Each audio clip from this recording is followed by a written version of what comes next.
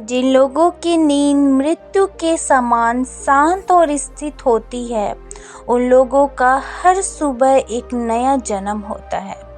इसका अर्थ है कि जिस प्रकार मृत्यु के समय हमारी सांसें एकदम रुक जाती हैं, उसी प्रकार नींद में अगर हमारी सांसें इतनी धीमी रफ्तार से चलेगी, किसी को पता ही ना चले कि हम सांसें ले रहे हैं, तो समझ जाइए कि आप योग निद्रा में हैं।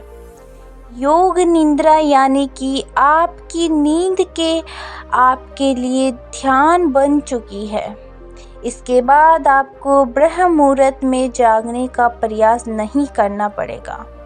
आपका शरीर अपने आप ही बिस्तर को ब्रह्म मुहूर्त में अपने आप छोड़ देगा, क्योंकि साधारण नींद को पूरा होने में 8 घंटे का वक्त लगता है, लेकिन योग निद्रा में वही नींद 4 से 5 घंटे में पूरी हो जाती है।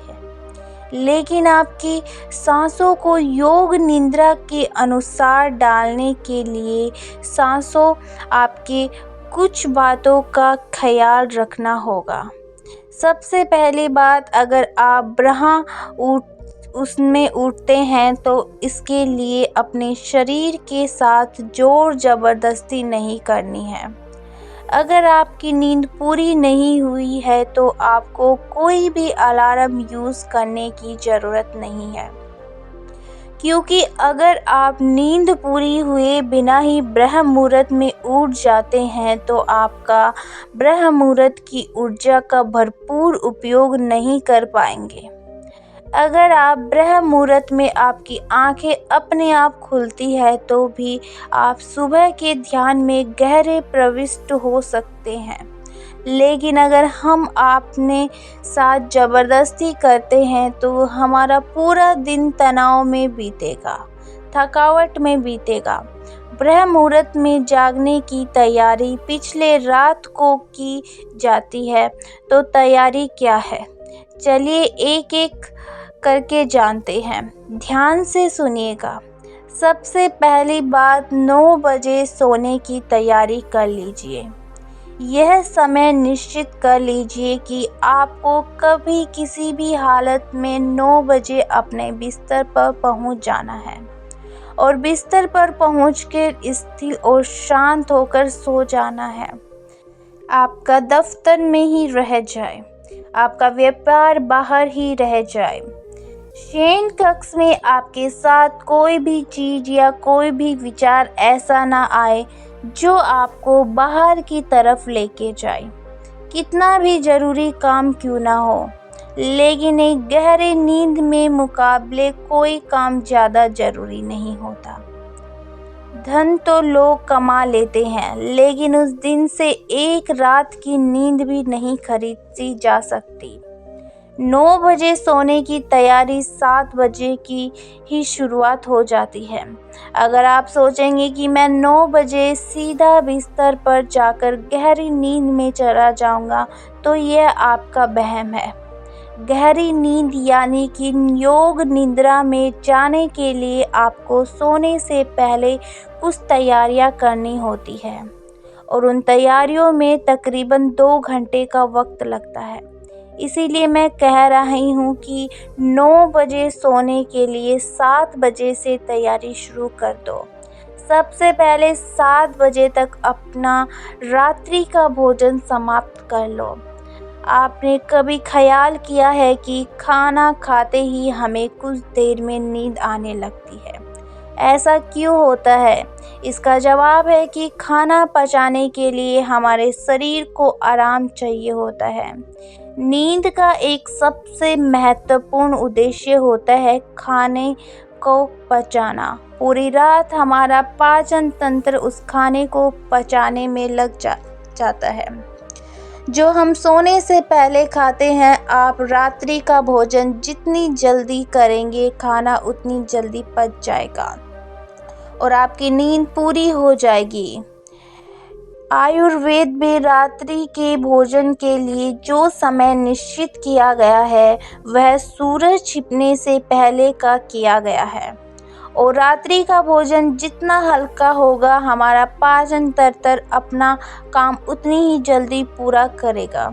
इसीलिए रात्रि के लिए भोजन में हमेशा हल्का खाना ही खाएं, जिसका न तो आप पकने में जितना ज़्यादा समय लगता है वह खाइए इतना ही भारी होता है, और इसके विपरीत जिस खाने को पकने में जितना कम समय लगता है वह खाना उतना ही हल्का होता है।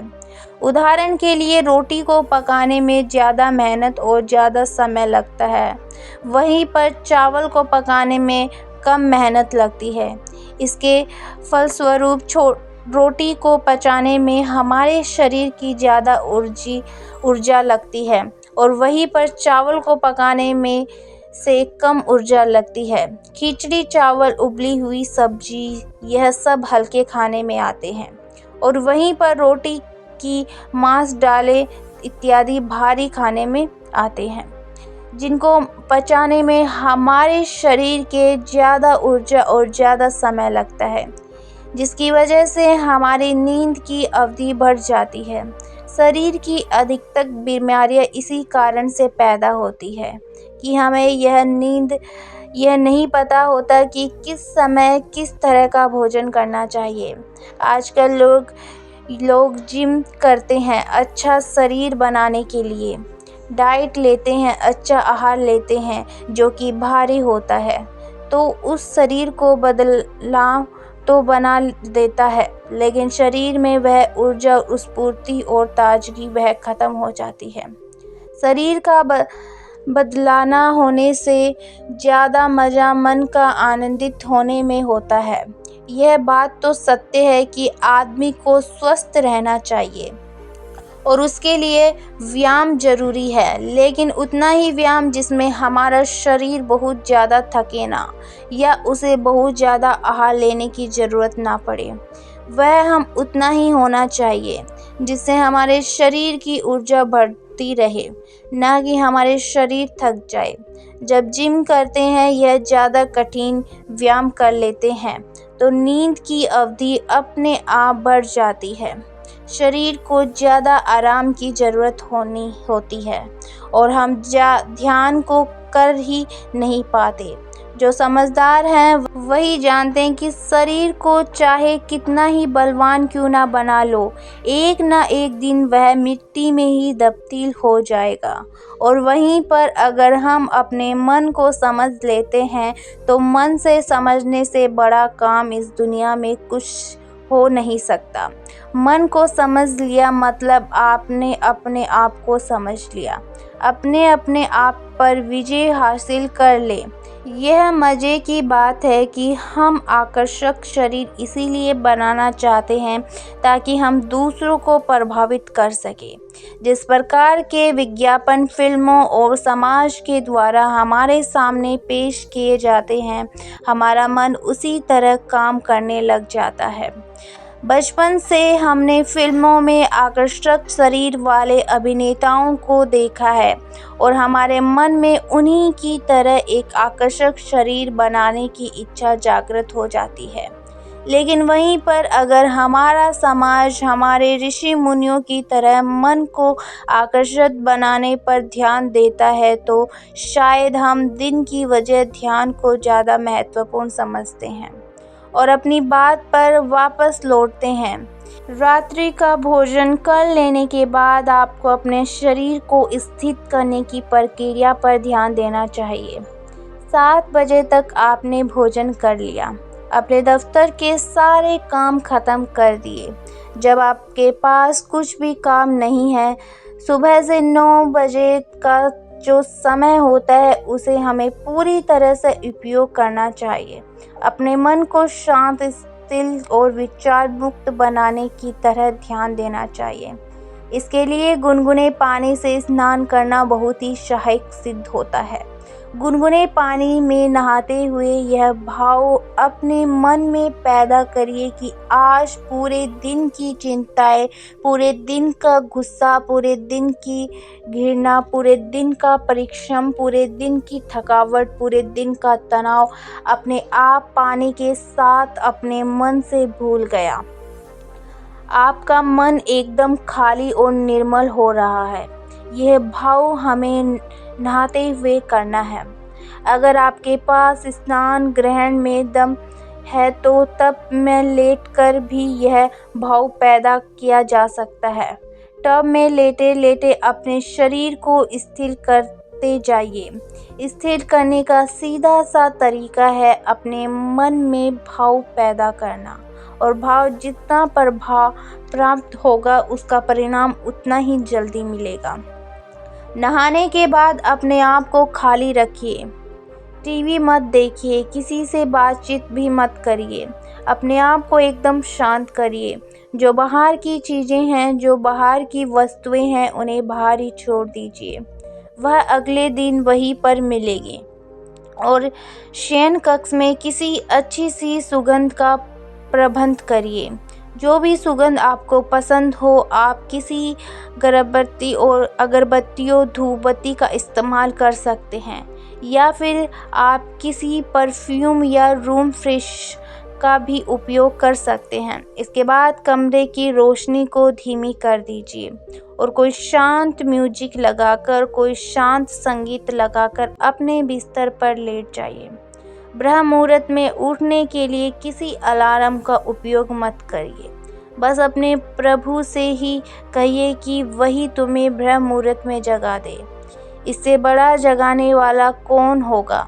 वही एकमात्र है जो आपको जगा सकता है। अगर आपको सुबह 4 बजे उठना है तो आप उससे कहिए कि हे प्रभु, मुझे 4 बजे आप ही जगाने वाले हैं।